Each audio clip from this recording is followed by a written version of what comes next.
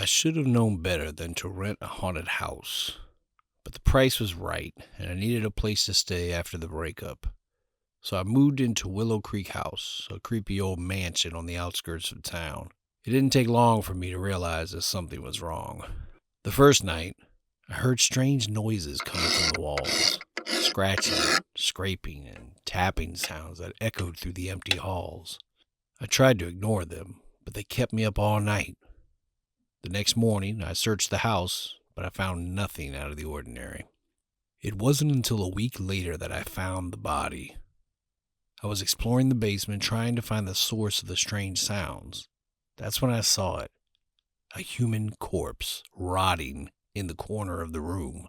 The stench was unbearable, and I stumbled backward, nearly tripping over a pile of boxes. I knew I had to call the police, but my phone had no signal. The landline was dead too. I was trapped in the house with a dead body and no way out. And that's when the haunting began. The ghost of the dead man haunted me day and night. I could feel his presence everywhere, watching me from the shadows. He whispered in my ear, telling me things I didn't want to hear. He showed me visions of his death, of how he was murdered and left to rot in the basement. I tried to ignore him, to convince myself that it was just my imagination. But the ghost was relentless. He would move objects in the house, slam doors shut and turn off the lights. Sometime I could hear him walking through the halls, dragging his feet on the floorboards. I tried to leave the house, but the doors were locked from the outside. The windows were sealed shut, and there was no way to escape. The ghost was holding me captive, and I didn't know how to break free. Days turned into weeks, and I began to lose my mind. I stopped eating, stopped sleeping, stopped caring about anything but the haunting. The ghost's voice was the only thing that kept me company, the only thing that made me feel alive. Then, one night, the ghost revealed his true nature. He appeared before me in the basement, a twisted, mangled version of the dead man I had found. His eyes glowed with an otherworldly light, and his voice was a guttural growl. "You are mine," he said. "You will never leave this house." And with that, he disappeared into the shadows. I knew then that I was doomed. The ghost had taken over my mind, and I was his puppet. I could feel his presence inside me, guiding my every move. I was no longer in control of my own body. The haunting continued for months, or maybe years. Time had lost all meaning. The ghost would torment me, forcing me to relive his death over and over again.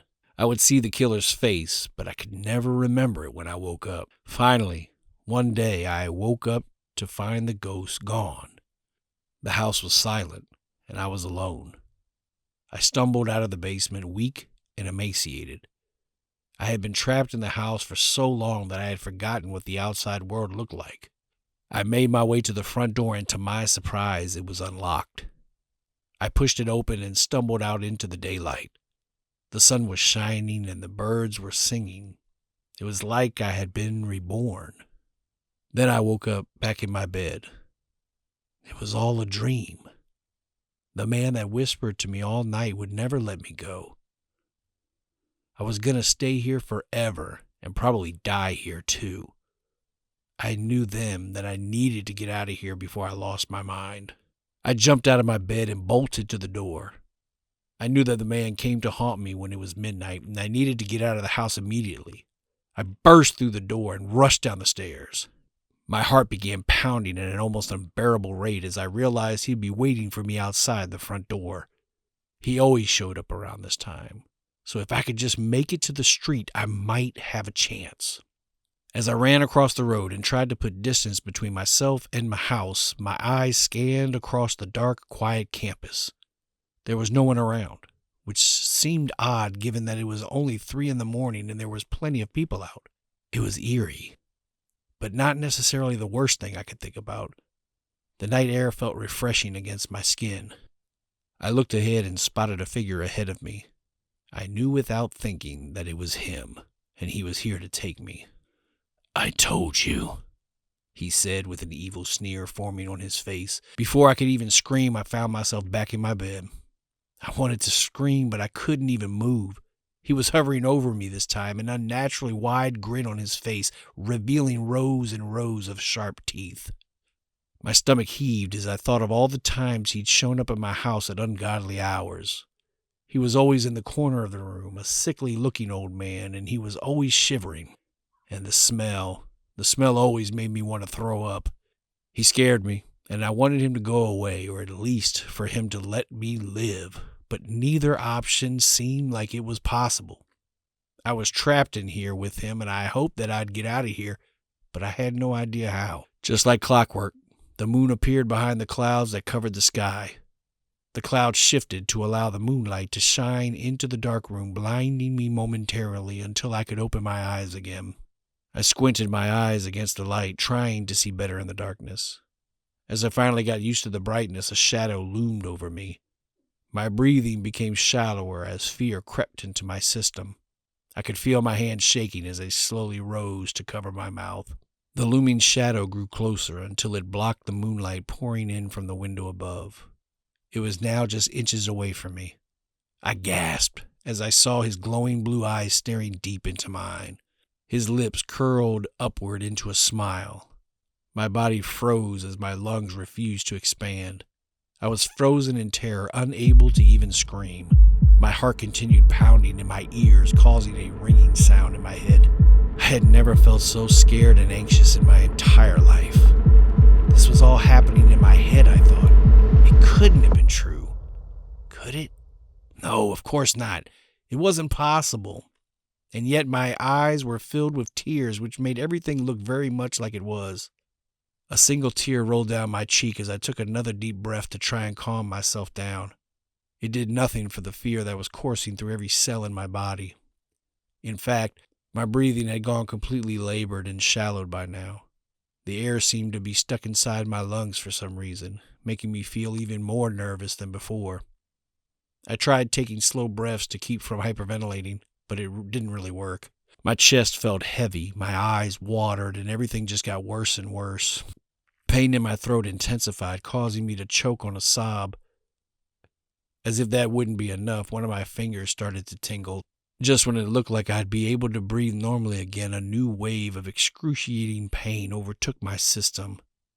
I let out an audible gasp, unable to stop myself from crying out in agony, even though there was no one else around.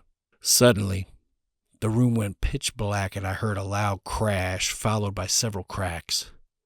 I heard glass breaking, something fall next to me, and then I heard it, a shrill scream that chilled me to my bones. I didn't know what it was that had made the old man stop attacking me, but I knew that I could move now, and that was all I needed. I sprang up, pushed forward by all the adrenaline rushing through my veins. The old man was on the floor, glass sticking out from his body. The window close to him had shattered, and the glass shards had embedded themselves into his body. I didn't know what had caused it to happen, but I knew it was the only chance I had. So I ran down the stairs, and sure enough, I heard his footsteps come from behind me, fast and angry. I should have been scared, but this time I was hopeful. He never chased me whenever I tried to escape, and that meant that this time he was desperate to get me back. I ran wildly through the house, bursting through the window just as his hand tried to grab my feet. I turned around and saw that he was watching me through the window. He couldn't leave the house. He was held there. I collapsed onto the front lawn, my body weak and trembling. A passing jogger saw me and called for an ambulance. I was taken to the hospital, where I spent several weeks recovering from my ordeal. My mother was distraught. My father was devastated that I had barely made it out alive, and my two closest friends were devastated by their lack of involvement. The police tried to find any information about what had caused my attack, but they found nothing. I was too scared to remember any details. It was one of those events that you were never supposed to forget. The event made me wish I could just wake up one day and be normal again, like nothing had ever happened, but I knew better than that. Life is cruel and short. No amount of wishing would change that fact. And so I endured the nightmares and anxiety as best I could until I came back home to see my family once more. That was all I could ask. Just to go home to my loving parents and brother, and then to my best friend and my girlfriend. The police investigated the house further and found evidence of a murder. It turned out that the previous owner had killed a tenant and hidden the body in the basement. He had sold the house without disclosing the crime, and the murder had remained hidden until I stumbled upon the body. The ghost had been the spirit of the murdered man, trapped in the house and seeking revenge. He had tried to use me as a vessel to exact his revenge on the killer, but in the end, justice had been served. I was still confused about something else, though. How did I get free from his grasp and escape? After asking around for a few weeks, I finally found out it was a group of kids that were going around causing trouble in the neighborhood. One of them had gotten too excited and thrown a rock too high up, causing it to smash into my window and causing the shards to wound the old man long enough for me to escape. It was just pure luck and nothing else. That alone gave me chills any time I thought about it, and was enough for me to decide never to go back there. I never went back to that house. The trauma of my experience had left me with lasting psychological scars, but I learned a valuable lesson. Never rent a haunted house.